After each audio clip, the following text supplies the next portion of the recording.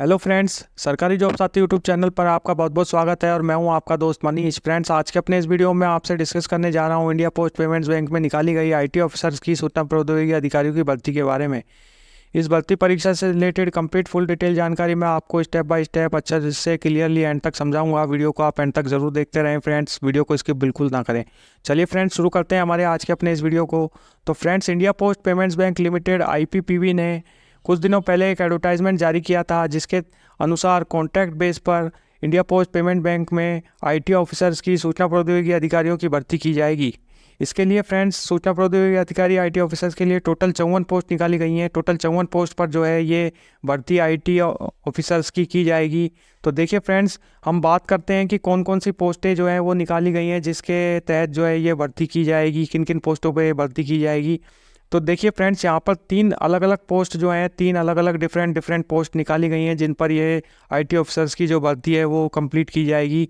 देखिए, पहली जो पोस्ट है वो निकाली गई है सहयोगी सलाहकार यानी असिस्टेंट एडवाइज़र की पोस्ट निकाली गई है, इस पर यह भर्ती की जाएगी। वहीं सलाहकार एडवाइज़र की पोस्ट निकाली गई है, वहीं सीनियर एडवाइज़र यानी कि वरिष्ठ सलाहकार की पोस्ट निकाली गई है। इन तीनों अलग अलग पोस्टों पर जो है वो भर्ती ये आईटी ऑफिसर्स की जाएगी। तो हम बात करते हैं फ्रेंड्स कि टोटल इन पर कितनी कितनी पोस्टें जो हैं, इन तीनों के लिए अलग अलग पोस्ट कितनी निकाली गई हैं। तो देखिए, हम बात करते हैं असिस्टेंट एडवाइज़र के लिए टोटल 28 पोस्ट निकाली गई हैं, वहीं एडवाइज़र के लिए 21 पोस्ट निकाली गई हैं और सीनियर एडवाइज़र यानी वरिष्ठ सलाहकार के लिए 5 पोस्ट निकाली गई हैं। इस तरह से कुल टोटल 54 पोस्टों पर जो है ये भर्ती परीक्षा वो है जो इंडिया पोस्ट पेमेंट बैंक की तरफ से की जाएगी। देखिए, टोटली कॉन्ट्रैक्ट बेस के आधार पर जो है ये आईटी ऑफिसर्स को बैंकों में लगाया जाएगा। ये कॉन्ट्रैक्ट की जो अवधि होगी, देखिए फ्रेंड्स, कॉन्ट्रैक्ट की जो ड्यूरेशन होगी वो आपकी 3 वर्ष की होगी। 3 इयर्स का आपका कॉन्ट्रैक्ट का बेस होगा इन पोस्टों के लिए। उसके बाद में देखिए, आपके व्यक्तिगत प्रदर्शन के आधार पर यानी आपके वर्क के अनुसार जो है फिर आपका जो टाइम पीरियड है वो 2 वर्ष तक के लिए बढ़ाया जा सकेगा। तो 3 वर्ष की सबसे पहले ये आपकी 3 इयर्स की जो कॉन्ट्रैक्ट बेस की अवधि होगी, ड्यूरेशन होगी। आगे के कॉन्ट्रैक्ट बेस को इंक्रीज़ करने का काम जो है वो बैंक की तरफ से किया जाएगा। तो फ्रेंड्स, यदि आप भी इन आईटी ऑफिसर्स की अलग अलग पोस्टों के लिए यदि आप ऑनलाइन एप्लीकेशन फॉर्म फिल करना चाहते हैं तो इसके लिए ऑनलाइन एप्लीकेशन फॉर्म फिल होना शुरू हो चुके हैं, स्टार्ट होना शुरू हो चुके हैं। फ्रेंड्स, आपको जो है इसके लिए ऑनलाइन एप्लीकेशन फॉर्म जो है वो बैंक की जो वेबसाइट है, इंडिया पोस्ट पेमेंट बैंक की जो आधिकारिक वेबसाइट है, उस पर जाकर ही आपको जो है ऑनलाइन एप्लीकेशन फॉर्म फिल करना है। वहाँ से आपको लिंक मिल जाएगा, लिंक पर क्लिक करके जो है आप अपना एप्लीकेशन फॉर्म जो है इन पोस्टों के लिए जिसमें भरना चाहते हैं वो भर सकते हैं, फिल कर सकते हैं। तो इंडिया पोस्ट पेमेंट बैंक की जो फ्रेंड्स जो वेबसाइट है www.ippbonline.com पर जाकर आप जो है इसके लिए ऑनलाइन एप्लीकेशन फॉर्म फिल कर सकते हैं। इसके लिए ऑनलाइन एप्लीकेशन फॉर्म फिल करने की जो ओपनिंग डेट है वो स्टार्ट हो चुकी है फ्रेंड्स। 4 मई 2024 से इसके लिए ऑनलाइन एप्लीकेशन फॉर्म फिल होना स्टार्ट हो चुके हैं इन पोस्टों के लिए। वहीं इसकी जो देखिए लास्ट डेट रहेगी friends online application form submit कराने की बैंक की वेबसाइट पे, वो रहेगी 24 मई। 24 मई इसकी लास्ट डेट जो है वो रखी गई है इन पोस्टों के लिए। 24 मई को रात 12 बजे तक आप इन पोस्टों के लिए ऑनलाइन एप्लीकेशन फॉर्म जो है वो फिल कर पाएंगे। तो फ्रेंड्स, हमारी आपसे यही एडवाइस है कि आप 4 मई से 24 मई के बीच में ही अपना ऑनलाइन एप्लीकेशन फॉर्म जो है वो अच्छे से फिल करके वो आप जो है उसे बैंक की वेबसाइट पे अच्छे से सबमिट करा दें, ताकि आपको बाद में 24 मई या उसके आसपास की डेट में जो है किसी प्रकार की नेट संबंधी और किसी प्रकार की सर्वर डाउन जैसी समस्या का कोई प्रॉब्लम का कोई इशू ना रहे। तो 4 मई से 24 मई के बीच में जो है वो आप अपना ऑनलाइन एप्लीकेशन फॉर्म जो है वो सबमिट करा सकते हैं। वहीं इसकी एग्जामिनेशन फ़ीस की जो लास्ट डेट रखी गई है वो भी 24 मई रखी गई है। 24 मई को जो है इसके लिए आप अपनी एग्जामिनेशन फ़ीस है वो भी इसके साथ साथ डिपॉजिट करा सकते हैं ऑनलाइन एप्लीकेशन फॉर्म फिल करने के साथ। तो ये तो थी फ्रेंड्स इन पोस्टों के लिए ऑनलाइन एप्लीकेशन फॉर्म फिल करने की और उसकी लास्ट डेट के बारे में कंप्लीट जानकारी। अब चलिए फ्रेंड्स, हम बात करते हैं इसकी पात्रता, इसके मानदंड के बारे में, इसकी एज लिमिट के बारे में। क्या क्या इसकी एज लिमिट जो है इन पोस्टों के लिए रखी गई है। देखिए, अगर हम बात करें फ्रेंड्स, सबसे पहले असिस्टेंट एडवाइज़र की पोस्ट की, सहयोगी सलाहकार की पोस्ट की अगर हम बात करें तो इसके लिए एज लिमिट 22 से 30 वर्ष रखी गई है। और यदि हम बात करें एडवाइज़र की पोस्ट के लिए तो एडवाइज़र की जो पोस्ट है उसके लिए एज लिमिट आपकी 22 से 40 वर्ष के बीच रखी गई है। वहीं सीनियर एडवाइज़र यानी वरिष्ठ सलाहकार की पोस्ट के लिए अगर आप अप्लाई करना चाहते हैं तो इसके लिए आपकी एज लिमिट 22 से 45 वर्ष के बीच रखी गई है। देखिए फ्रेंड्स, ये जो आपकी एज है वो 1 अप्रैल 2024 के अनुसार जो है कैलकुलेट की गई है। 1 अप्रैल 2024 तक आपकी एज जो है ये इन पोस्टों के लिए होनी चाहिए, जैसा कि मैंने अभी आपको बताई। वहीं देखिए फ्रेंड्स, इसमें इन पोस्टों के लिए देखिए आपकी क्वालिफ़िकेशन के बाद में आपसे जो है वर्क एक्सपीरियंस भी जो है इन पोस्टों के लिए मांगा गया है। हर पोस्ट के लिए अलग अलग वर्क एक्सपीरियंस जो है आपकी क्वालिफ़िकेशन के बाद, योग्यता के बाद आपसे कार्य अनुभव जो है वो मांगा गया है।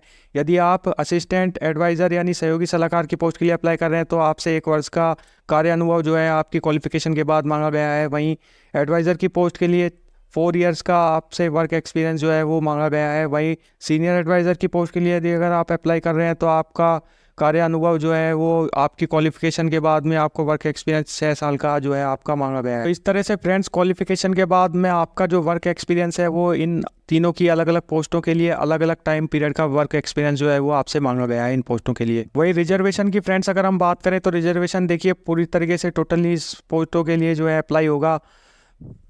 वही देखिए फ्रेंड्स, अगर हम बात करें तो हमारे जो हैंडीक्राफ्ट जितने भी कैंडिडेट्स हैं जो अप्लाई करना चाहते हैं इन पोस्टों के लिए, 40% उनमें हैंडीक्राफ्ट वो हैं, तो उनको हॉरिजेंटल जो है आरक्षण जो है, क्षैतिज आरक्षण जो है रिजर्वेशन, हॉरिजेंटल रिजर्वेशन जो है वो अप्लाई हो। वहीं SC ST के कैंडिडेट्स अगर अप्लाई कर रहे हैं, अदर बैकवर्ड क्लासेस के EWS यानी आर्थिक रूप से कमज़ोर वर्ग के कैंडिडेट्स अप्लाई कर रहे हैं, या फिर PWD या फिर हमारे किसी प्रकार के जो हैंडीक्राफ्ट हैं, जो विकलांग जो श्रेणी के जो कैंडिडेट्स हैं वो अप्लाई कर रहे हैं, तो उनके लिए पूरी तरीके से गवर्नमेंट के द्वारा अप्लाई किया गया जो आरक्षण है, रिजर्वेशन है, वो पूरी तरीके से इन पोस्टों के लिए अप्लाई होगा।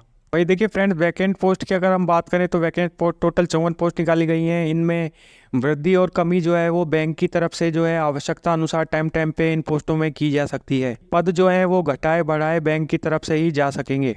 अब चलिए फ्रेंड्स, अब हम बात करते हैं इसके एग्जामिनेशन फ़ीस की। एग्जामिनेशन फ़ीस की अगर हम बात करें तो देखिए SC ST PWD के कैंडिडेट्स अप्लाई करना चाहते हैं उनके लिए 150 रुपये इसका एग्जामिनेशन फ़ीस रखी गई है। वहीं अन्य कैंडिडेट्स किसी भी कैटेगरी से बिलोंग करते हैं तो उनके लिए 750 रुपये एग्जामिनेशन फ़ीस इसकी रहेगी। वहीं देखिए फ्रेंड्स, आपका रिटर्न एग्ज़ाम जो है वो इस IT ऑफिसर्स की भर्ती के लिए होगा। इन जिन पोस्टों के लिए आप अप्लाई कर रहे हैं आपका उसके लिए रिटर्न एग्ज़ाम जो है वो आपका पहले होगा, और उसके बाद में इंटरव्यू जो है फिर आपका रिटर्न एग्ज़ाम के बाद में जो है वो लिया जाएगा। इंटरव्यू के बाद में जो है फिर आपको जो है पोस्टिंग फ्रेंड्स वो जो है दी जाएगी इन पोस्टों में के लिए। रिटर्न एग्ज़ाम और इंटरव्यू के बेस के आधार पर जो ओवरऑल मेरिट बनेगी उसके आधार पर, उसके बेस पर जो है आपको पोस्टिंग फिर फ्रेंड्स दी जाएगी। कि पोस्टिंग जो है वो फ्रेंड्स आपको सबसे पहले जो प्रारंभिक स्थान पोस्टिंग के रखे गए हैं वो दिल्ली, मुंबई या चेन्नई में से किसी भी एक स्थान पे जो है आपको पोस्टिंग जो है, फर्स्ट पोस्टिंग जो है वो इनमें से किसी भी दिल्ली, मुंबई, चेन्नई में से दी जा सकती है किसी भी सिटीज़ में। चलिए फ्रेंड्स, अब हम बात करते हैं इसकी क्वालिफ़िकेशन के बारे में। इन पोस्टों के लिए क्या क्या क्वालिफ़िकेशन रखी गई है। यदि आप